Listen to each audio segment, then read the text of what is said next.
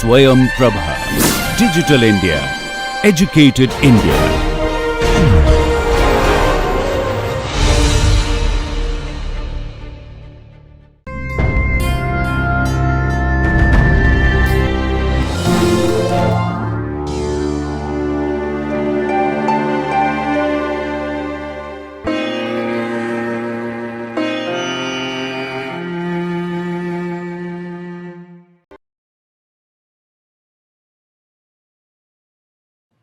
So we are now at the end of this course.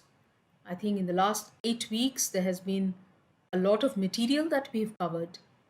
In week one, we mentioned that this course is about getting you started in your journey as a biomimic. And that's what this course is all about. So we, as part of this, we started with what is biomimicry. Biomimicry is a practice that learns from and imitates the designs and strategies of nature in order to solve human challenges. So, what you're doing is not learning about nature, you're not learning facts about nature. What you're doing is you're learning from nature. How does nature do something? And you're taking that and imitating that. So, that is biomimicry. Also, looked at what is not biomimicry. Now, there are several bio inspired technologies in this world. Each of them does different things. But you have biophilia, biomorphism, bioutilization. Biomimicry is different because it focuses on the function, about what something does, and that's what makes biomimicry different from other bio inspired methodologies. Also, why is biomimicry important? I don't think we need to talk about it at all. All of you are in this course because you think that biomimicry is important. It leads to more sustainable solutions. It gives you a way to design new products and services or redesign products and services. Also, it's high time, right? The state of the world right now, without biomimicry, we are going to really suffer. So, therefore, biomimicry is really important. What are we mimicking in biomimicry? Form, process, and system. Guess it will be easy for you if you just kind of embed those examples in your head. Imitating form is the kingfisher and the bullet train, which was making a lot of sound, and then they imitated the kingfisher's beak shape in order to make less sound. Then process is the termite mound, which was used as the inspiration for the Eastgate Center in Harare, Zimbabwe, to use less energy and less air conditioning in the building. And then imitating system is the Kalundborg industrial ecosystem in Kalundborg, Denmark, where the waste from one industry is actually the raw material for another industry. So that is what we are mimicking in biomimicry. Then there are two approaches to biomimicry, from nature to solution and from problem to solution. So in from nature to solution, you already have you observe nature and look at some strategy or design that nature does, and you then look at, okay, where could I use it to solve a problem? The example for this, of course, was whale power, where the scientist observed the whales and the tubercles on the whales and then said, okay, can I use this somewhere? And they came up with the idea of wind turbines enhanced due to tubercle like structures. Then you have the from problem to solution, where you start with the problem, you're looking at how do you solve the problem and say, okay, can nature help me solve this problem? And you start exploring nature to do that. And the classic example of this is, of course, the kingfisher and the bullet train, which you've already seen. So the problem of noise was there. The engineers were wondering how to solve it. They looked at nature. The kingfisher does not make a splash when it dives from one medium to another. Can this be used? And they were able to solve the problem. Then we looked at function, which is the most important concept in biomimicry because it underpins all the learning in biomimicry. Function, of course, is what something does, what of the outcome of something is, and in the context of nature, it is what an organism does to survive.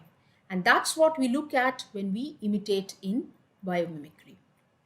And function is what it does, strategy is how it does it. And strategy becomes important along with the context, because how it does it and where it does it, along with the other factors that influence how it does it, become important to understand what you can imitate and how you can imitate it. So, this function, strategy, and context are a key learning in order to be a biomimic. Of course, we looked at the biomimicry spiral. I guess this has been a large part of our learning. It's the process through which you can apply biomimicry to solve a problem. So you start with defining the problem. You look at, it's not just enough to say, hey, I have this problem and jump to a solution. You look at the problem, you try and understand it as much as you can. You find out what exactly you want to solve as part of the problem, and then you articulate a defined question or a design question, which is in the form of how might we do something. Then you have the biologize, where you convert that defined question to a biologized question. So the defined question is focused on the function that you want to accomplish in the human world. The biologized question is focused on the function that is translated to nature. So you, instead of saying how might we do something, you say how does nature do the same thing, but it is in a biological context. Once you biologize it, you look at the function in nature and say which are the organisms that perform the same function and how do they perform it. What is the biological strategy that they use in order to perform that function? So you discover a bunch of organisms. How do they do it? Where do they do it?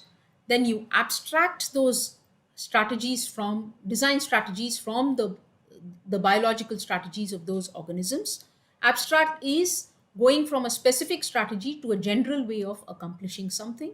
You abstract those design strategies, and then you come to the ideation part, which is the emulate part. So you take all your design strategies, consolidate them, find out how you can create ideas out of that in order to, of course, solve your define question, in order to the solve the problem that you started with. That is important, because many times in the creativity process we lose focus and start designing just because it looks cool or because we are more interested in it. So the emulate has to be connected to the define, saying, okay, this is what I set out to solve. Can I use the design strategies in order to solve using the principles of nature? And then you evaluate your solution, you evaluate what you have done and find out is the, how is what is the technological feasibility, what is the business feasibility, etc. of that. In the social context, in the environmental context, you start evaluating the solution. And remember, this is an iterative process. It's not as if you just go through it once and come up with a solution. You may have to go through it multiple times. You may have to go back and forth between steps. That is the biomimicry spiral. And as part of the biomimicry spiral, you also use nature's design principles or the unifying patterns. These are the important lessons you learn from nature as far as design is concerned.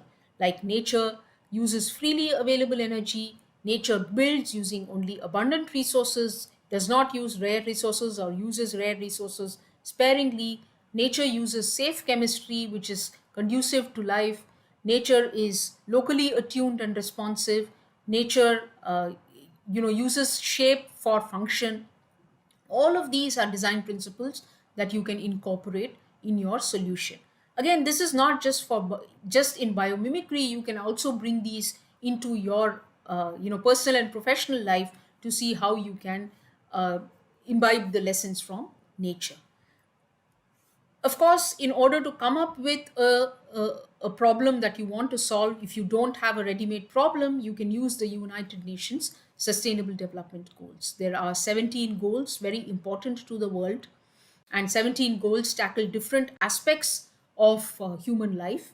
And you can look at these goals, you can look at the targets and indicators in these goals and find out which of these are important to you, which of these resonate with you, pick up that and actually go about solving it.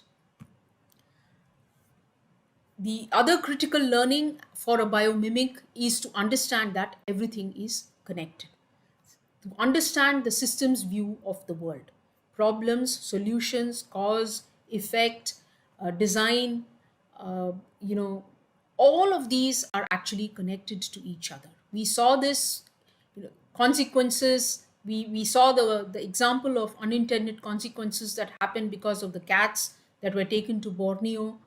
You saw that example. You saw the example of the big picture. You saw the example of interconnections of how wolves are influencing rivers. So understanding interconnections, understanding it in a systems view is extremely important as a biomimic, because otherwise we'll just be repeating the mistakes that have already happened in the past, and our solutions will be not will none be none the better for it. So therefore, we have to look at nature's design principles and a systems view in order to design better, more sustainable solutions. We, of course, looked at aspects of creativity, because creativity is a vast topic. We didn't cover it fully, but aspects of creativity, we looked at intersections, uh, you know, curiosity, imagination, looked at aspects of creativity here, and we concluded with how do you take an idea, a biomimicry idea, to market? What is the ways in which you can actually take an idea to market? And the tool is the biomimicry business model canvas. So that's what we've covered so far in the 8 weeks.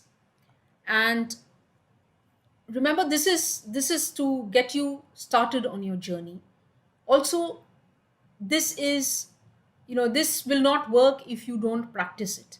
This course is not about just watching all the videos and doing all the assignments and saying I am a biomimic, I have a certificate. It is about actually practicing what you have learned.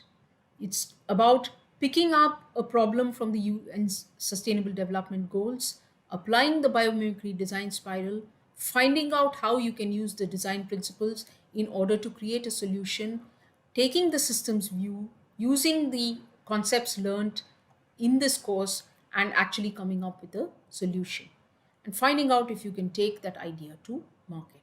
So this is something we hope we are able to emphasize to you, that this is what the course is. It's about being a practitioner and not just about learning a whole bunch of theory. And we really hope you've had a good time learning in this course. You've had